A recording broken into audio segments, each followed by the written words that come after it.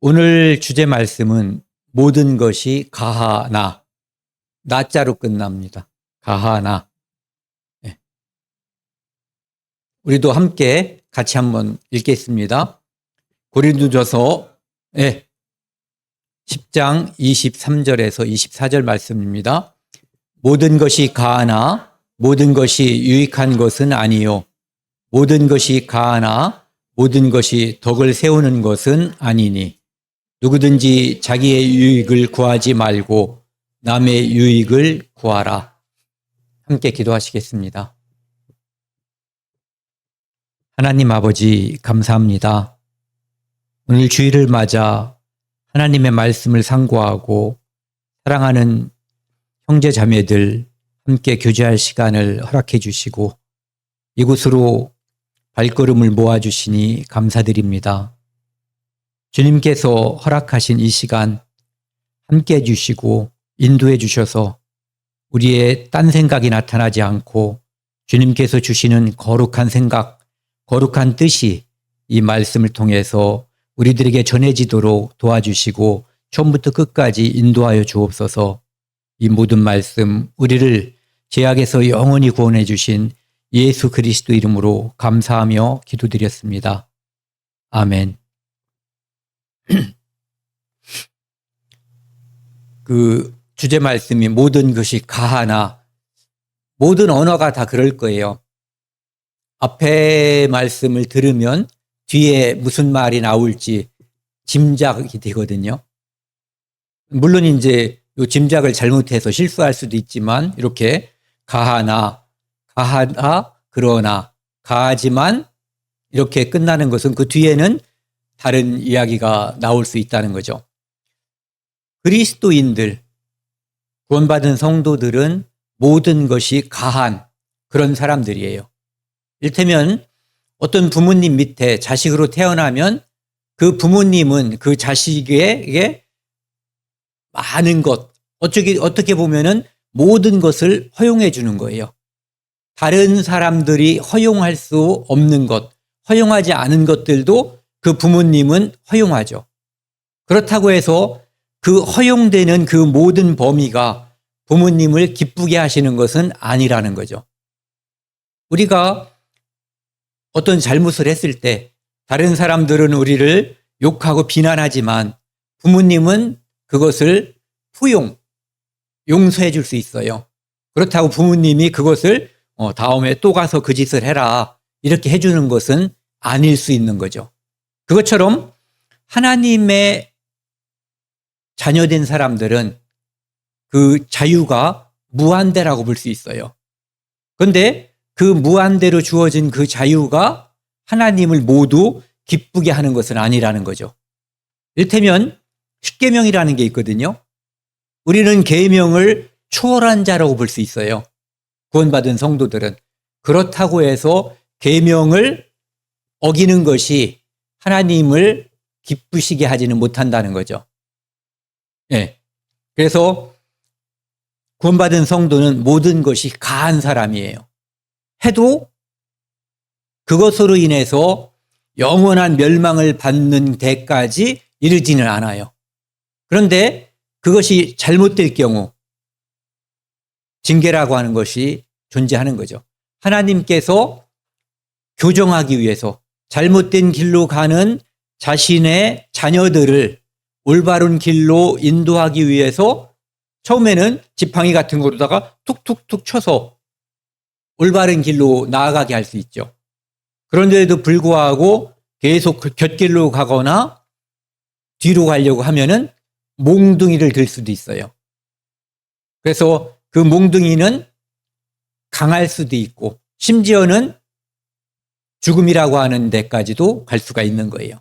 하지만 죽었다고 해서 그 영혼이 한 번 구원은 영원한 것이기 때문에 다행히도 어떻게 보면은 그 징계가 있다는 것이 징계가 있는 게 다행인 거예요. 천국 가는 것도 물론 다행이지만 왜? 그 징계가 없다면 그 본인이 돌이킬 수 있는 기회가 주어지지 않을 뿐만 아니라 또한 함께 교제하는 형제 자매님들, 교회 안에서 본보기가 되는 거죠. 잘못된 본보기가 되기 때문에 거기에는 징계가 필히 따를 수밖에 없는 거예요. 일테면 이제 해초리 같은 거죠. 유익한 것은 아니요 모든 것이 가하나 모든 것이 덕을 세우는 것은 아니니. 하나님의 뜻은 아닌 것이고 모든 것이 또 교회에 덕을 세우는 것은 아니고 교회에 유익한 것은 아니다. 이런 말씀이죠. 누구든지 그래서 자기의 유익을 구하지 말고 남의 유익을 구하라. 그리스도인은 누군가가 나를 위해 기도하고 예수 그리스도께서 나를 위해 죽으셨기 때문에 내 생명이 주어진 거예요. 그래서 그리스도인은 자기 자신을 위해서 살지 않는 사람들이에요. 살아선 안 되는 사람들이죠. 그럼 누구를 위해서? 남을 위해서 살아야만 하는 당위성을 가진 사람이 그리스도인이에요. 오늘은 이제 이런 주제를 살펴보는 이유는 우리가 살면서 많은 사람들을 접촉하고 많은 일들을 당하거나 만날 수 있죠. 그 사람들을 당하고 만날 때 어떤 일들은 쉽게 헤쳐나갈 수도 있고 또 어떤 일들은 우리가 고난 중에 빠질 수도 있어요. 또 힘들 수도 있고 어떤 일은 정말 벅찬 일이 되기도 해요. 그런 일들을 우리가 닥치고 맞닥뜨리는데 그것들을 맞닥뜨릴 때 일테면 이제 이런 것들이요. 이제 조금 있으면 설이 돌아오잖아요. 그럼 제사 지내는 문제는 어떻게 할 것인가? 직장에서 누가 차를 샀어요. 아니면 이렇게 직장에 사장님 차를 바꿨어. 고사상을 크게 차려놓고 차례대로. 그러니까 내 차례가 언젠지 알잖아요. 그런 경우에 어떻게 할 것인가? 또 가족끼리는 어떻게 할 것인가? 이런 문제들. 제사 음식을 어떻게 할 것인가? 이런 것들이 맞닥뜨리는데 살면서 닥치는 그런 일들이 한 가지 한 가지 다 예를 들 수는 없지만 원칙이라는 것을 세워놓으면 아까 말씀드린 것처럼 모든 것이 가하나 모든 것이 유익한 것이 아니고 모든 것이 가하나 모든 것이 덕을 세우는 게 아니기 때문에 남을 위해서 하라. 자기 자신을 위하지 말고. 그것이 하나님의 뜻을 위배하라는 어기라는 뜻은 아닌 거예요. 이를테면 이런 걸 한번 보자고요. 다들 경험이 있으실 거예요. 누군가와 신앙에 대해서 또는 제사라든지 어떤 것들에 대해서 논쟁하는 경우가 많이 있어요. 그런데 거절하는 자를 설득하려고 애쓰면은 필히 그 사람과 어색하거나 또는 이를 갈게 되는 그런 일까지 벌어지게 돼요. 논쟁하다 보면은 저 사람을 꺾고 싶어져요. 왜? 내가 옳으니까. 옳기 때문에 저 사람이 졌으면 좋겠고 내 말이 씨가 먹혔으면 좋겠는 거예요. 그런데 논리로 이겨도 설득한 것처럼 보여도 이익은 없는 거예요. 왜? 그 사람이 마음으로는 항복하지 않아요. 오히려 이제 마음을 닫아요. 어떻게? 그래도 그래 다음부터 말하지 마. 졌으면은 맞아 그래 하나님의 계시네 이렇게 나오는 사람이 거의 없어요. 이제 쟤랑 말하면 내가 딸리니까 말하고 싶지 않아요. 더 이상 나에게 말하지 마. 마음을 딱 닫아버리죠. 오히려 그래서 내가 당신을 사랑합니다라고 하는 것을 보여주는 편이 더 낫다는 거예요. 믿음으로 내 의지를 보여주는 거예요. 이를테면은 제사 문제.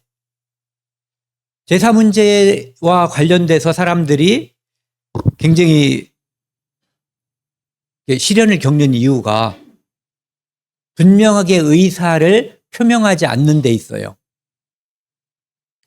그냥 두리뭉술 지나가려고 하는 거죠. 나는 누구입니다. 그래서 나는 이렇게 행동할 겁니다. 라고 분명하게 말하지 않고 그냥 가만히 있든가 말하지 않고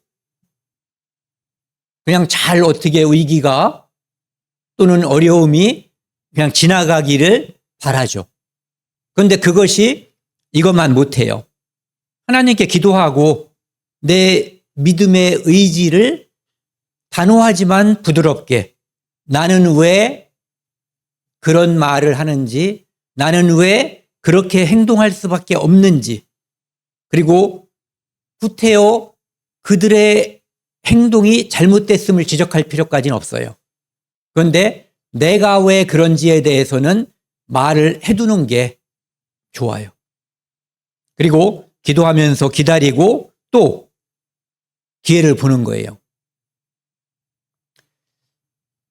출애굽기 20장 4, 5절 보면은 우상숭배하지 말라고 되어 있거든요.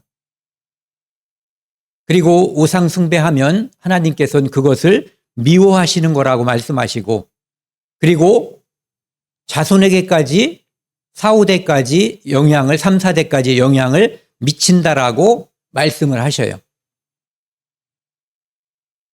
그래서 나는 이렇게 말하면 좋죠. 나는 물론이요, 내 자식들한테까지 좋지 않은 영향을 미치는 그것을 나는 하고 싶지 않습니다. 그러면은 내 아버지나 할아버지도 그것을 잘못하면은 그 자식들에게까지 영향을 미친다는데 좋지 않은 영향이, 그것을 강압적으로 하라고 할 사람은 별로 없어요. 제사 지내는 이유도 궁극적으로 따져보면 관습 때문에 다른 사람들이 다 하는데 안 하면 욕먹으니까 하는 것도 있지만 속마음에는 혹시라도 저주받을까 봐, 혹시 복을 받지 못할까 봐 라고 하는 기복신앙이 거기에 깔려 있는 거거든요. 그래서 기도하면서 기회를 보고 또 하나님께서 일하시는 것을 기다리면 그것이 이렇게 정면으로 맞부딪히는 것보다 좋다는 거죠. 오늘은 이제 고린도전서 8장 말씀과 그 다음에 고린도전서 10장 말씀을 통해서 주로 제사와 제물에 관한 문제, 그것을 먹는 문제에 대해서 이제 함께 나눌 건데요. 그 문제를 통해서 다른 문제들도 그런 원칙으로 우리가 처리한다고 그럴까요? 대한다고 그럴까? 그렇게 하면은 좋을 거라고 생각을 합니다. 그리고 제사 지내는 문제에 있어서 우리가 다른 분들을 설득할 때 출애굽기 20장 12절 말씀, 내 부모를 공경하라. 그것은 약속 있는 첫 계명이에요. 이 땅에서도 장수하고 잘 될 거라고 한 거거든요. 그러면 부모님을 공경한다는 것이 제사상에 넙죽 절하는 것만을 의미하는 것은 아니죠. 그것은 1년에 명절 2번 또는 제사까지 합치면 몇 번밖에 안 돼요. 그런데 우리가 부모님을 공경하고 부모님을 정말 사랑하고 공경한다는 것을 보여줄 수 있는 기회는 수도 없이 많아요. 그래서 그때 그것을 확실하게 보여주면, 이때 제가 이런 이유로 이 자리는 제가 피합니다라고 했을 때 기쁘진 않아도 적어도 이해할 수 있죠. 아, 제가 부모를 공경하지 않는 것은 아니야라고 인정할 수 있는 거죠. 또 다른 기회가 많이 있잖아요. 부모님께 사랑을, 공경을 표시할 수 있는 기회가 많이 있어요. 고린도전서 8장을 보시면은요, 우상의 제물에 대해서 이야기하고 있어요. 그 다음에 10장도 우상의 제물에 대해서 이야기하고 있어요. 그러니까 그 당시에 고린도라고 하는 지역에 우상 숭배, 우상의 제물을 먹는 문제, 이것이 심각한 문제였다는 거죠. 하나의 주제에 대해서 이렇게 많은 지면을 할애하기도 쉽지 않거든요. 그 당시에 고린도 지역은 우상 숭배가 일상화되어 있는 거예요. 그리고 그 우상 숭배를 통해서 나온 그 재물을 나눠 먹고, 그러고도 남는 재물은 시장에서 판매를 하고, 그러니까 이 고기가 재물을 거쳐서 여기에 판매되고 있는 것인지 그냥 도축돼서 판매되고 있는 것인지에 대해서 사람들이, 그것을 꺼리는 사람들은 궁금해할 만큼 그런 과정을 통해서 시장에 유통되는 것이 많았다고 그래요. 그러니까 관심이 있을 수밖에 없죠. 우상의 제물에 대하여는 우리가 다 지식이 있는 줄을 아나. 우상의 제물은, 우상은 무엇인가? 우상의 제물은 무엇인가에 대해서 교회에 출석하고, 이 당시도 마찬가지일 거예요. 함께 교제한 사람들은 지식이 있어요. 믿음도 있어요. 그렇지만 그 지식이 아까 말씀드린 것처럼 나는 이것에 대해서 이렇게 생각해, 이것을 이렇게 알고 있어, 그렇기 때문에 나는 이것을 관철할 거야, 또는 다른 사람들은 내가 알고 있는 것을 인정해야만 돼 라고 하는 그 지식이 교만해져서 다른 사람들에게 화를 미칠 수 있고 본인에게도 화를 미칠 수 있다는 거예요. 덕이 되지 않을 수도 있다는 것을 이야기하는 거죠. 지식은 교만하게 하며 나는 알고 너는 몰라 라고 하는 이 이분법이 다른 사람들의 마음을 다치게 할 수 있는 거죠. 그런데 사랑은 덕을 세운다. 지식을 나는 알고 너를 모른다라고 하는 것을 내세우지 말고 사랑을 내세우면 덕이 생긴다, 이런 얘기예요. 만일 누구든지 무엇을 아는 줄로 생각하면 아직도 마땅히 알 것을 알지 못하는 것이요. 우리는 무엇을 안다고 생각하기도 하죠. 모르는 게 많지만. 그런데 실제적으로 우리는 모든 경우를 다 알지 않아요. 성경에서 말씀하시는 그것을 우리가 정확히 안다고 해도 내 주변에 있는 형제 자매들 또는 가족들 모든 경우가 다 다르거든요. 그래서 일괄적으로 어떤 것을 말하고 행동하기에는 쉽지 않다는 거예요. 왜? 하나님은 전지전능하기 때문에 아시는 그 지식과 그 능력을 그 주변의 여건에 따라서 적절하게 베풀 수가 있지만 우리는 그 아는 그 지식만을 안다고 생각하는 것이지 옆에 있는 어떤 사람들이 어떤 상황에 처해 있는지는 잘 알지 못하는 거예요. 또 누구든지 하나님을 사랑하면 그 사람은 하나님도 알아주시느니라. 그러니까 지식을 아는 것보다 더 중요한 것이 사랑이라고 하는 거예요. 사랑을 통해서 하나님께서 역사해 주신다라고 보는 거죠. 그러므로 같이 읽겠습니다. 그러므로 우상의 제물을 먹는 일에 대하여는 우리가 우상은 세상에 아무것도 아니며 또한 하나님은 한 분밖에 없는 줄 아노라. 원칙은 이거라는 거예요. 우상은 뭐예요? 사람이 깎아 만든 어떤 형상들. 일단 그렇게 보자고요. 그리고 우상의 제물은 그 우상에게 바치는 제물이에요. 이 우상이 아무것도 아니라면 우상에게 바치는 제물도 아무것도 아니죠. 선과 악이 개입해 있지 않은 거예요. 그런데 문제가 이 우상에게 귀신이, 사탄, 마귀가 역사해서 거기에서 자기가 경배를 받는데 문제가 있는 거예요. 그것은 이따가 한번 살펴보자고요. 그러니까 일단은 우상은 아무것도 아니다. 하나님만이 참신이고 우상은 존재하나 존재하지 않는 것과 같다. 네. 믿는 사람에게는 우상이 대단히 중요한 거예요. 그런데 믿지 않는 사람에게는 우상은 나무고 구리고 철이고 금인 거예요. 비록 5절 6절입니다. 비록 하늘에나 땅에나 신이라 불리는 자가 있어 많은 신과 많은 주가 있으나, 우상을 말하는 거죠. 이 세상에는 천지 만물을 창조하신 여호와 하나님 말고 그분은 참신이고 그분만이 진정한 창조주 하나님이신 거예요.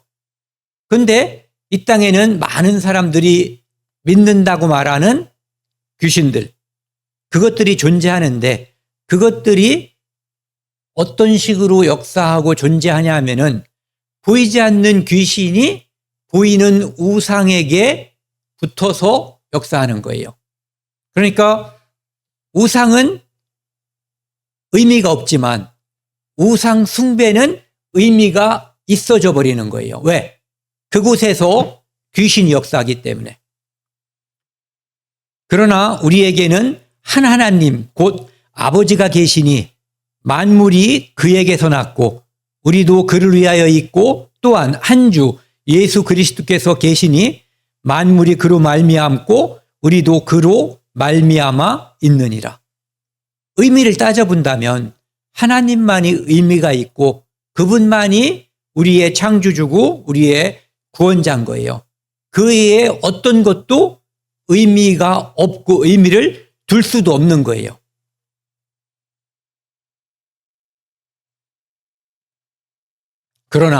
근데 이제 그러나가 나왔어요. 그러니까 아무것도 아닌데 왜 그런 문제가 생기겠어요? 그렇죠? 네.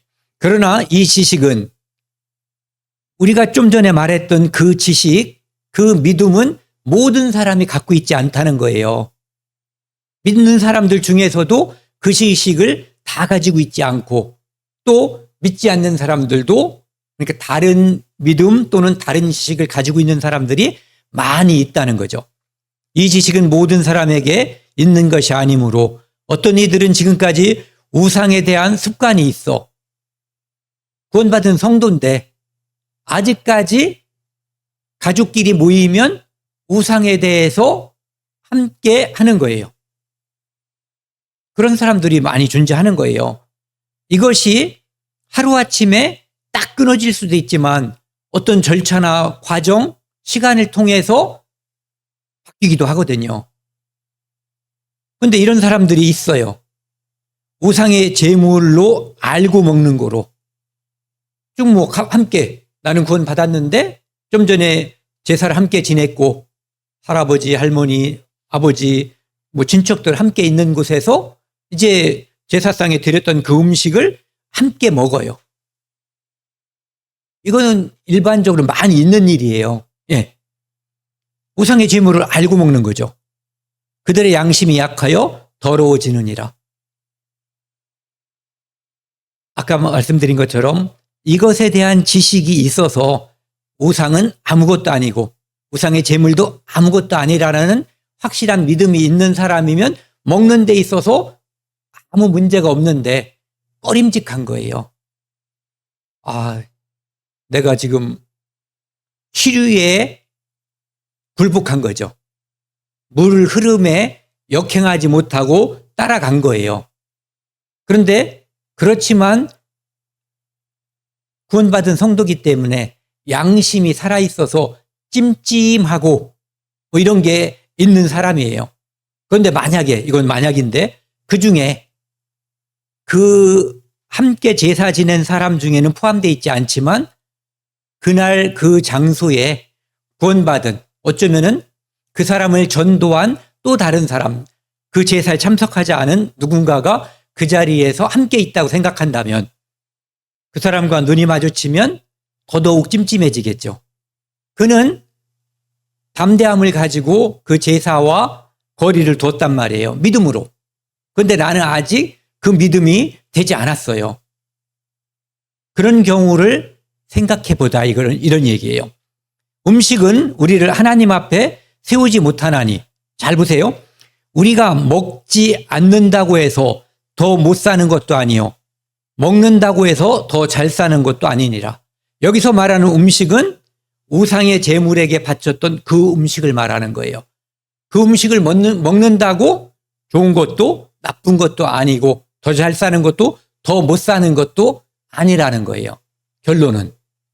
그런데 그래서 그런즉 너희의 자유가 믿음이 약한 자들에게 걸려 넘어지는 것이 되지 않도록 조심하라.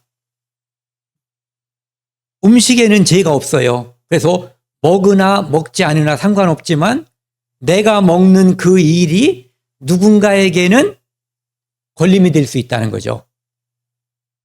그래서 그것을 조심하라는 거예요. 그러니까 믿음이 그 우상의 제물은 그냥 음식일 뿐이다. 일테면 여기에 우리 교회당에 누군가가 떡을 가져왔어요. 근데 사람들 우리는 다 알아. 이게 고사떡일 가능성에 대해서. 근데 아무도 말하지 않고 먹으면 아무 문제가 없다는 거예요. 근데 이거 고사떡인데 이를테면 목사님 그거 먹으면 돼요? 누가 말한다면 좀 이따 이제 그게 나오거든요. 그러면 그 사람을 위해서 안 먹는 게 좋다는 거죠. 왜?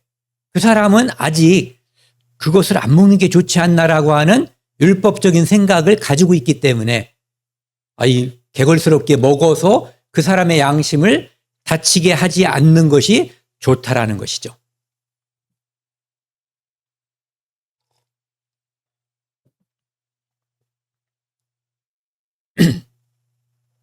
지식 있는, 좀 전에 지식 없는 사람을 얘기했잖아요.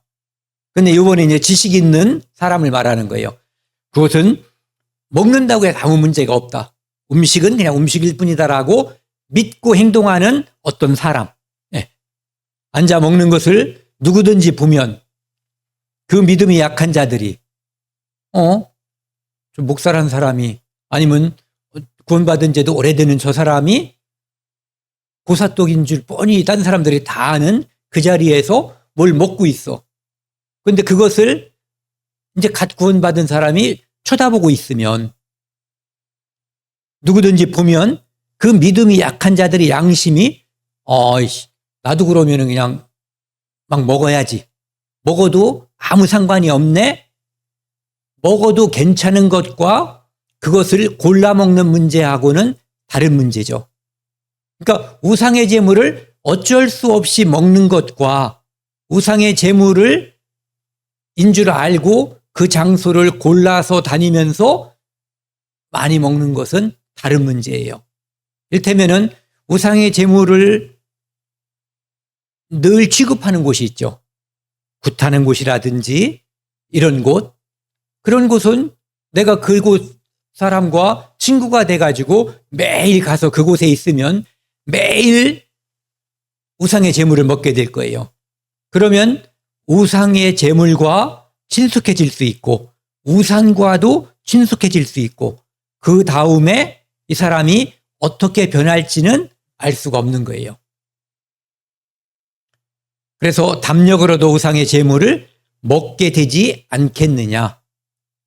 저 사람도 먹는데 뭐 이렇게 된다는 거죠. 그러면 내 지식으로 그 믿음이 약한 자가 멸망하나니. 좀 전에 그런 것을 말하는 거예요. 그는 그리스도께서 위하여 죽으신 형제라. 형제의 양심을 위해서 내가 안 먹는 게 좋지 않겠냐라고 지금 권면하는 거예요. 이같이 너희가 형제에게 죄를 지어 그 약한 양심을 상하게 하는 것이 곧 그리스도에게 죄를 짓는 것이니라. 13절은 같이 읽겠습니다. 그러므로 만일 음식이 내 형제를 실족하게 한다면 나는 영원히 고기를 먹지 아니하여 내 형제를 실족하지 않게 하리라. 이것이 일단 8장에서 뭐라고 그럴까요? 주제? 중심어라고 볼 수가 있어요. 먹는 것 때문에 형제가 실족한다면 나는 안 먹겠다. 고기를. 여기서 말하는 고기는 그 당시에 제물은 주로 이제 고기들을 바쳤기 때문에 제물인데 이제 우상에게 바쳤던 그 음식을 대표하는 말이 이제 고기라고 말하는 거죠. 이 우상 숭배를 통해서 사람들이 어떻게 타락하는가를 구약 성경에서 이야기하고 있어요. 민수기 25장에 보면은 이스라엘이 시딤에 물러 있더니 이스라엘 민족이 이 지도를 먼저 한번 보자고요. 이스라엘 민족이 이제 애굽에서 나와가지고 이쪽에서 에돔을 통해서 이렇게 왕의 길로 위로 올라가기를 바랬어요. 그런데 에돔이 전면전을 선포한 거예요. 덤비면 그냥 안 둬. 물론 하나님께서 역사하시면 에돔을 쓸어버릴 수도 있죠. 그런데 하나님께서는 에돔은 너의 형제니까, 야곱의 형이 에서잖아요. 그러니까 너의 형제들이니까 그들과 싸우지 말라고 하나님이 말씀하셔서 이렇게 돌아간 거예요. 그러니까 돌아가다 보니까 이렇게 가는 거하고 이렇게 가는 거하고 얼마나 힘들겠어요. 여기는 길도 좋고 가깝고, 여기는 길도 험하고 거리도 멀고, 그래서 여기쯤 가서 불뱀 사건이 일어난 거예요. 호로산을 지난 다음에. 너무 힘들잖아요. 그래서 막 원망하다가 하나님께서 불뱀을 보내셨고, 그때 많은 사람들이 죽었고, 하나님께서 다시 놋뱀을 만들어서 그들에게 이제 쳐다보면 산다라고 해주신 거죠.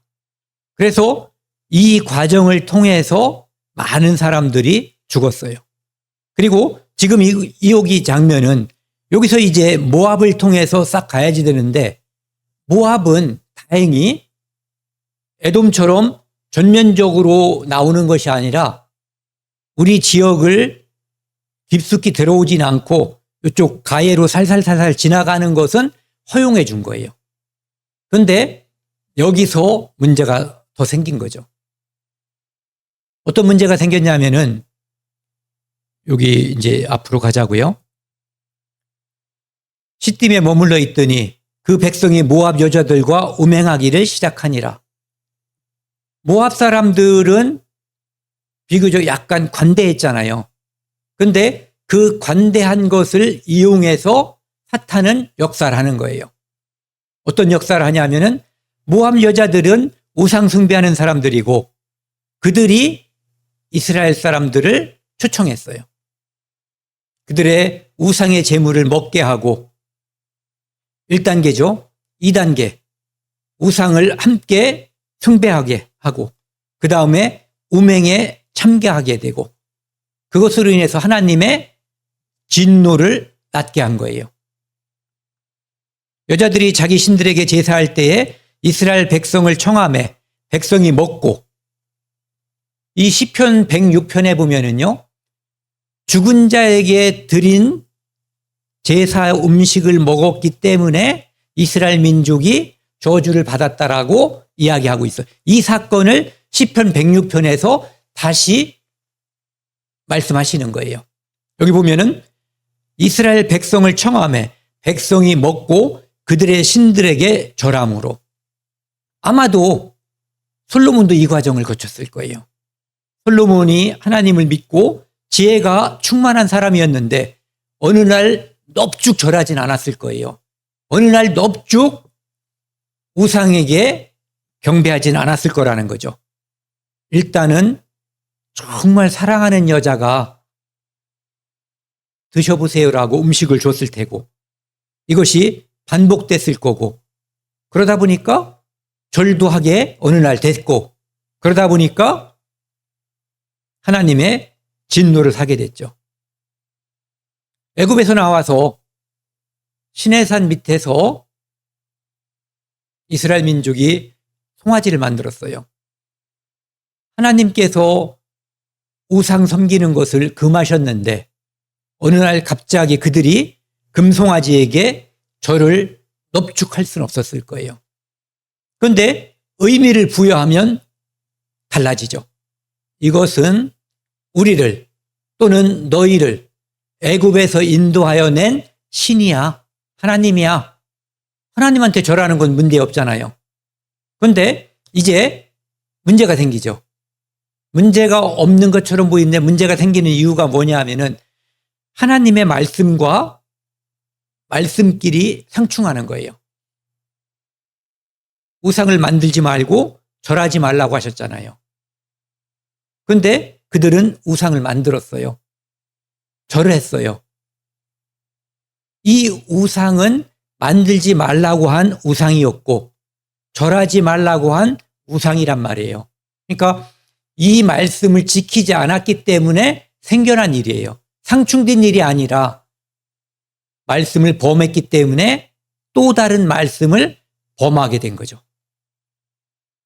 그래서 절하니까 이스라엘이 바알불에게 이제는 모압의 신들을 섬기는 일에 함께한 거예요. 부정한 행동까지 함께하게 된 거죠. 그들이 바알부올이라고 하는 신을 섬기는데 필요한 모든 것을 다 하게 됐고 그것으로 인해서 하나님은 그들에게 24,000명을 죽이는 전염병을 내리신 거예요. 이것이 그들에게 주어졌던 일이에요. 과정을 보면은 처음에는 만나밖에 없어서 그들은 만나를 이제 이 싫어하는 음식, 처음에는 만나가 떨어졌을 때 너무너무 감사했을 거잖아요. 그런데 이제 이 음식을 우리는 싫어한다라고 그랬어요. 그때 맛있는 음식을 가지고 초청을 했고 먹다 보니까 이 여자들과 친해졌고 나중에 신을 섬기고 그들과 함께 부정한 짓까지 하게 됐던 거예요.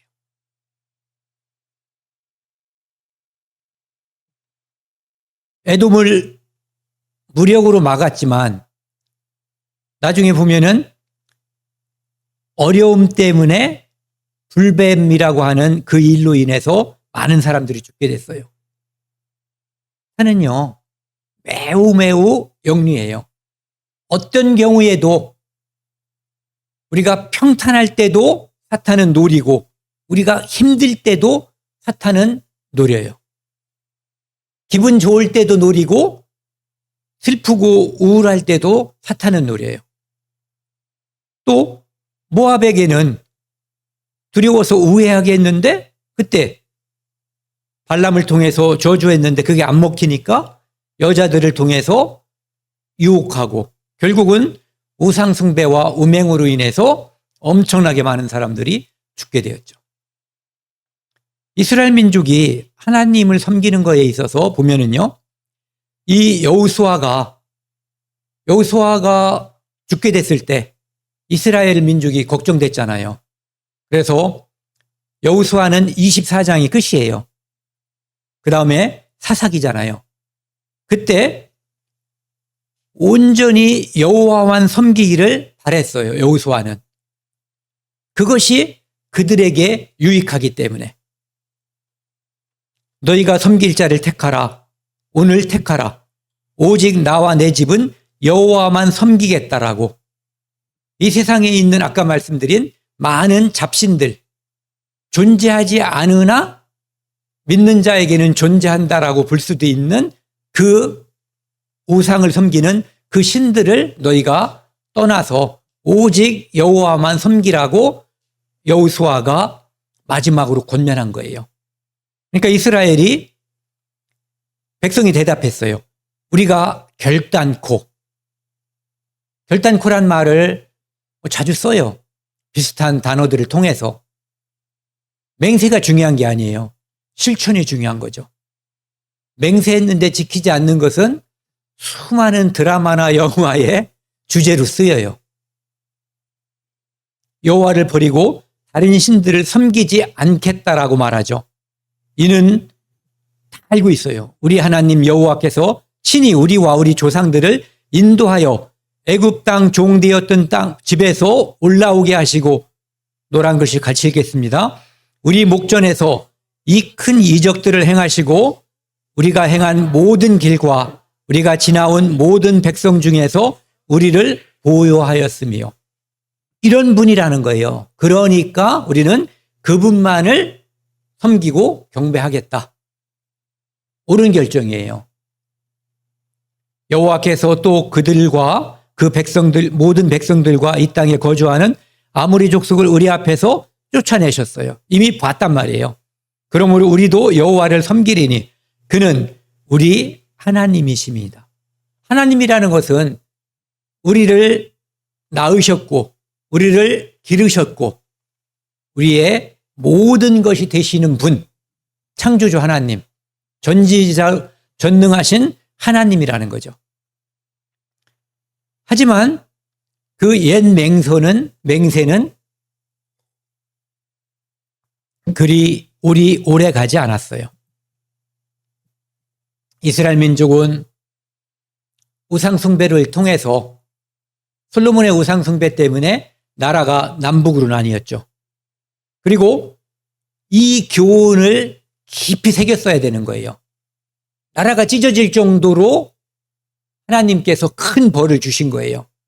그런데 북쪽 이스라엘이 특별히 더 우상숭배를 많이 했어요. 그들은 알고 있죠. 그 나라가 왜 찢어졌는가. 그럼에도 불구하고 그들은 우상숭배를 해서 북쪽 이스라엘이 이미 망해버렸어요.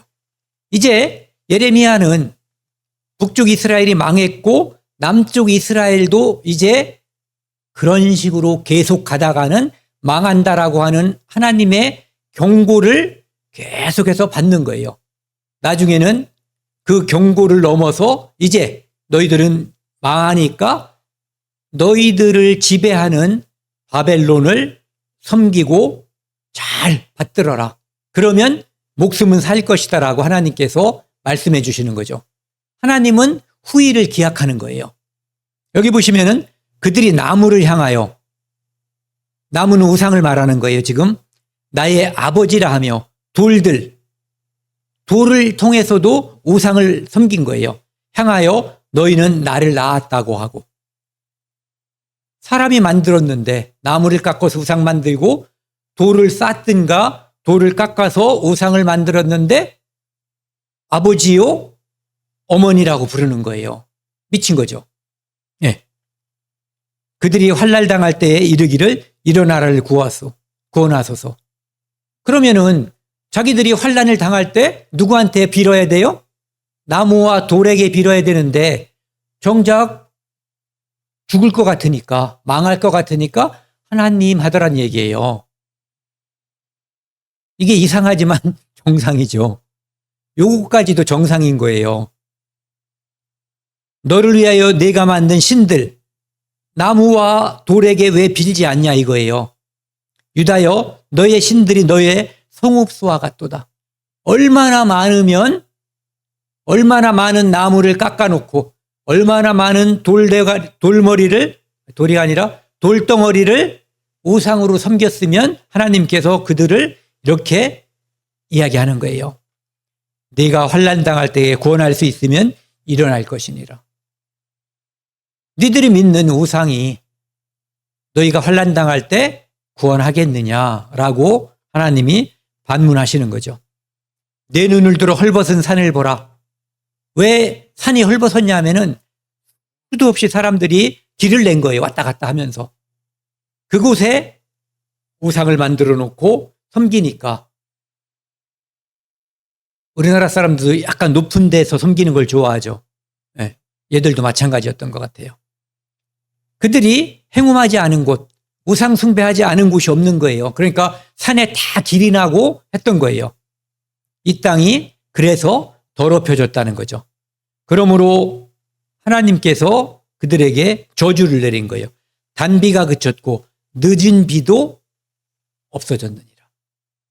결국은 북쪽 이스라엘, 남북이 찢어졌고 북쪽 이스라엘이 망했고 남쪽 유다도 망함으로써 바벨론으로 포로로 끌려가고 엄청난 환란이 그들에게 닥치게 된 거죠. 그 계기가 우상 숭배에 있었다는 거예요.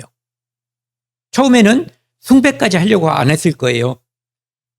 먹어봐. 그러니까 먹다가 이거 뭐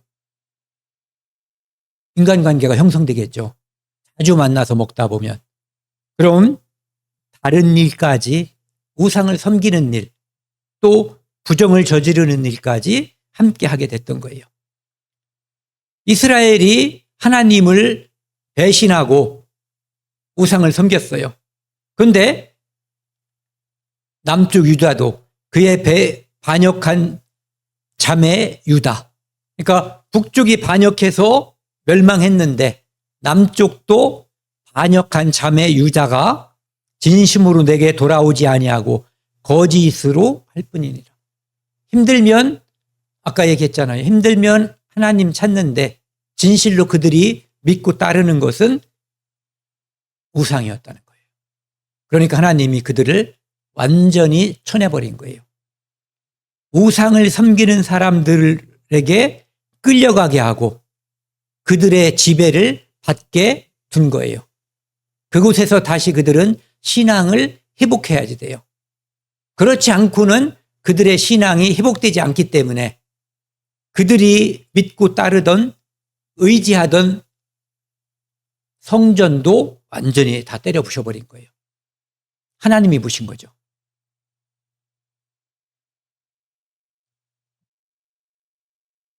이제는 고린도전서 10장을 보시겠습니다.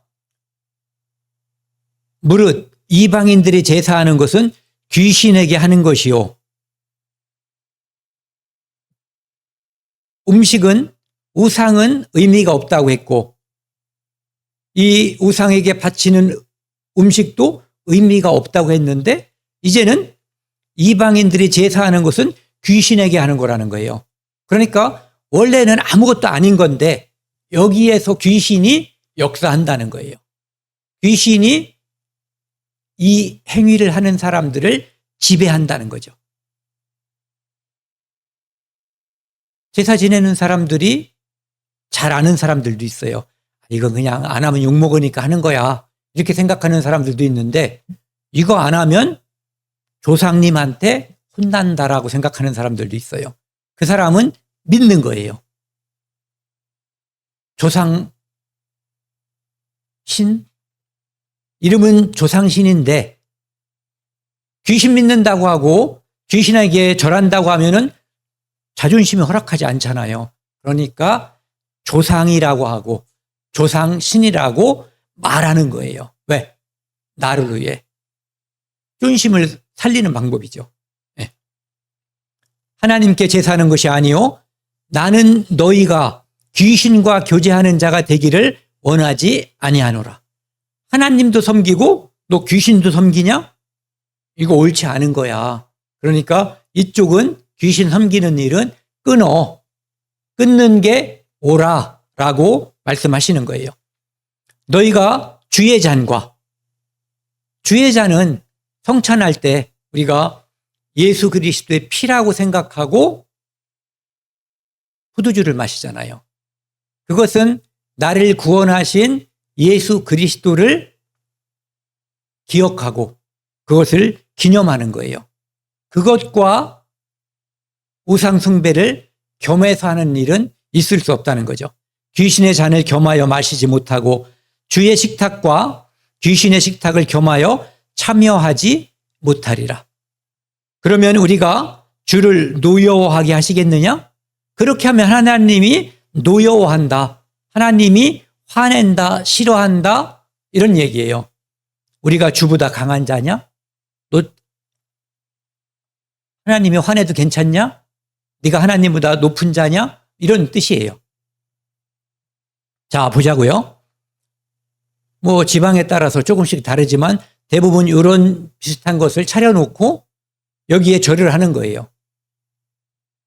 여기에 귀신이 있다고 말하면은 아까 말씀드린 것처럼 좀 내가 생각해도 이상하니까 조상님 해서 여기에다가 지방, 내가 알던 또는 내가 아는 내 아버지 그 윗대에 뭔가를 써붙이죠.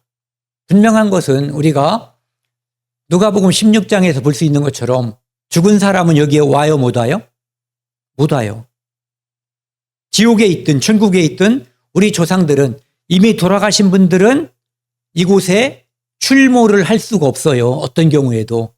그러니까 이곳에 누군가가 온다면 그것은 귀신인 거예요. 사람들은 조상을 기억하고 섬긴다고 말하지만 실제로 이곳을, 이 장소, 이 자리를 지배하는 것은 귀신이라는 거예요. 악한 자의 나타남은 사탄은 이렇게 역사한다는 거예요. 불의의 모든 속임으로 조상이 오는 거야. 너 싸가지 없는 놈 아니면 조상도 몰라보냐? 그런데 하나님을 믿는 사람은 누구를 공경해야지 돼요? 부모님, 살아계시면 할아버지도, 할머니도, 증조할아버지도 그 이상도 공경하는 거예요. 하지만 돌아가시면 그분은 더 이상 우리의 공경의 대상이 아니에요. 네. 살아계신 분에게 공경하는 거예요. 그래서 사탄은 속이는 거죠. 이곳에, 이 자리는 조상을 공경하는 자리라고 속이는 거예요. 멸망하는 자들에게 속인다는 거예요. 그들이 진리의 사랑을 받지 아니하여 구원함을 받지 못했기 때문에 그 속임에 넘어간다는 거죠. 12절 같이 읽겠습니다. 진리를 믿지 않고 불의를 좋아하는 모든 자들로 하여금 심판을 받게 하려 함이라. 제사 문제 때문에 복음을 거절하는 사람들도 엄청 많아요. 즉 의미 없는 일, 속임수에 속아서 생명을 버리는 거예요. 이 문제는 매우 심각한 문제예요. 대한민국에서는 적어도. 고린도전서 오늘 주제 말씀이었죠. 읽기만 하겠습니다. 모든 것이 가하나 모든 것이 유익한 것은 아니요 모든 것이 가하나 모든 것이 덕을 세우는 것은 아니니 누구든지 자기의 유익을 구하지 말고 남의 유익을 구하라. 그리스도인들은 남의 유익을 구한 것이 결국은 자기의 유익을 구한 거예요. 왜? 그리스도인들은 남의 유익을 구하고 그들이 복음을 통해서 하나님께 나아가는 것을 안내하는 안내자들이에요. 중보자들이에요. 그래서 무릇 따지지 말고 시장에서 파는 것은 양심을 위하여 묻지 말고 먹어라. 누군가가 뭔가를 권한다면 이거 고사떡이에요? 이거 제사떡이에요? 고사에 올라간 돼지예요? 이런 거 묻지 말고 그냥 먹으라는 거예요. 왜? 음식에 죄가 없으니까. 그런데 불신자 중에 너희를 청할 때에 너희가 가고자 하거든 너희 앞에 차려놓은 것은 무엇이든지 양심을 위하여 묻지 말고 먹어라. 누군가가 불러서 음식을 내놓으면 고사떡이에요? 제사 지낸 거예요? 묻지 말고 그냥 먹으라는 거예요. 누가 너희에게 이것이 제물, 우상의 제물이라고 말하거든 알게 한 자와 그 양심을 위하여 먹지 말라. 먹는데 맛도 있는데 그 사람 중에 누군가가 이거 고사떡인데 그러면 그 사람이 말한 이유가 있어요. 그리스도인들은 그거 안 먹는다고 하던데 그 사람이 그런 생각을 갖고 있는 사람이라면 애걸스럽게 먹지 말고 고사떡이었어요. 그때 아는 것처럼 그치라는 거죠. 그 이유는 나는 먹어도 아무 상관이 없는 거예요. 왜? 우상의 제물에 내가 의미를 두지 않기 때문에. 그런데 그 사람은 의미를 두고 있어요. 그래서 그 사람의 양심이 다치지 않게끔 하기 위해서 그 사람을 위해서 멈추라는 거예요. 같이 읽겠습니다. 내가 말한 양심은 너희의 것이 아니요 남의 것이니 어찌하여 내 자유로가 남의 양심으로 말미암아 판단을 받으리요. 그 사람 때문에 내가 먹기를 그치는 것이 좋다 이런 얘기예요. 그러니까 모든 것이 가하지만 이까짓 거 먹는 거 문제 아니지만 그 사람을 위해서 그 사람을 나중에 주님께 인도하기 위해서 왜? 그 사람은 이런 생각을 가지고 있어요.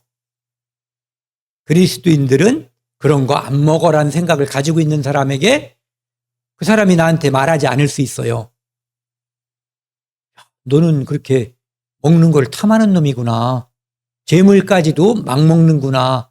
이렇게 말하지 않고 속으로만 생각할 수가 있죠. 그러면 전도하는데 거리가 생길 수가 있는 거예요. 그리고 마태복음, 마가복음 7장에서 예수님께서는 말씀을 하시죠. 음식에는 죄가 없다. 음식을 먹는다고 해서 내가 그 음식이 내 마음속에 죄를 가져다 주거나 더 깨끗해지게 하지 못한다는 거예요. 모든 음식은 깨끗한 거예요. 그러니까 우상의 제물까지도 포함된 개념이라고 보는 거예요. 그래서 이르시되 사람에게서 나오는 그것이 사람을 더럽게 한다. 음식을 먹었다고 사람이 악해지거나 죄인이 되는 것이 아니라 사람 속에 있는 죄가 사람을 더럽게 한다는 거예요.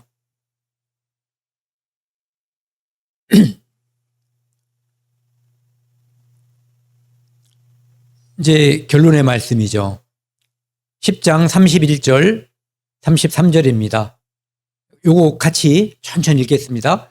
그런즉 너희가 먹든지 마시든지 무엇을 하든지 다 하나님의 영광을 위하여 하라. 유대인에게나 헬라인에게나 하나님의 교회나 거치는 자가 되지 말고 나와 같이 모든 일에 모든 사람을 기쁘게 하여 자신의 유익을 구하지 아니하고 많은 사람의 유익을 구하여 그들로 구원받게 하라. 이것이 우상의 제물 또는 먹는 것과 먹지 않는 문제, 율법의 문제, 제사에 관한 문제, 참여하는 문제, 이 모든 문제에 대한 답이에요.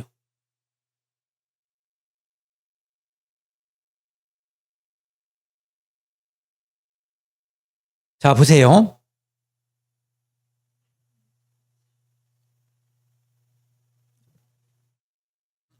먹어도 문제가 없다고도 하고 귀신의 잔과 주의 잔을 함께 하지 말라고도 하고 헷갈릴 수 있잖아요.